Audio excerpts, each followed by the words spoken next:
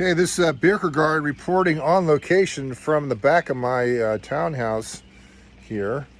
Back porch, in beautiful Columbia, Pennsylvania. It's a little rainy and overcast. You see the nice mildew on my siding up there. I'll take care of that at some point. So today I'm going to kind of show you quickly what a hop garden looks like here in the backyard, on the back fence. See a little ladybug crawling on one of the leaves. So take a look at that there. So there's mosaic, I think, on the right, far right here. Then some combination of Chinook, Cascade, and also Centennial. So the 3 C's plus some mosaics. So here's some tips on having a hop garden. It's super cool to grow hops. They're pretty versatile. Some varieties do better in Pennsylvania than others. I think it's the Cascades that do pretty well in Pennsylvania, but all 4 of them seem like they did okay. The Mosaic, I believe it's called, is struggling a bit, but it's all right. So here's the deal. You can actually grow your own hops. It's pretty fun, but don't try to do it from anything less than an actual plant.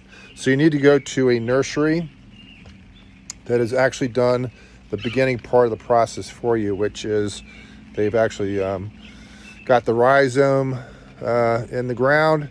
They've nurtured it to a plant, and the plant is alive and functioning. If you try to plant from the rhizome or a seed, you have a lot of work ahead of you. It may or may not take, but if you plant the actual plant, you have a better chance of it actually working. So I just have some lattice work here that I connected to the handrail of the porch. Nothing super fancy. I just used some screws and tightened it up. It's not entirely super stable, but it's okay. So take a look on this side. And this is probably the 4th year these have been growing. These are, they come up every year, so they are perennials. I believe that's the word. It seems like it's a little bit fuller on the other side, but here's the outside part. And these guys are really, really tenacious. Once they get a hold, once they start to grow, then you will be amazed how fast they prosper. So I have a friend that has a hop garden in his backyard. It's really nice in Lancaster City. His backyard faces a parking lot, and he doesn't have to look at the parking lot anymore because he has a beautiful hop fence that actually, the fence is a little more official than mine. He actually had a carpenter come out and build it for him, so it's stable and strong. So here's just a couple of tips about the hops. They mature into cones. They're actually a relative of marijuana, believe it or not, so the bud, but it's called cones in terms of hops. These are cousins of marijuana, don't have THC in them, of course.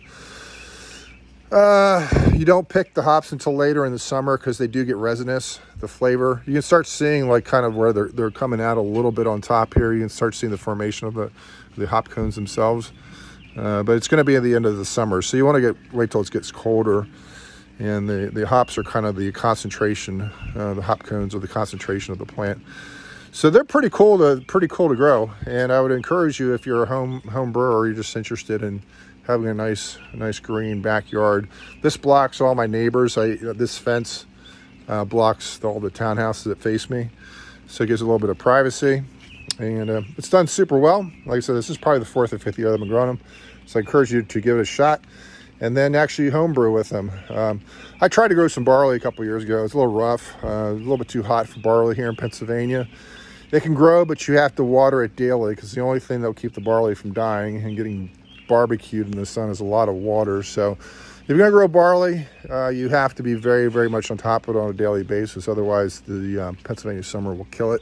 It usually does better in a cooler climate, and most hops do better in a cooler climate too, but like I said, these are doing okay here, so use them in your homebrew. Yep.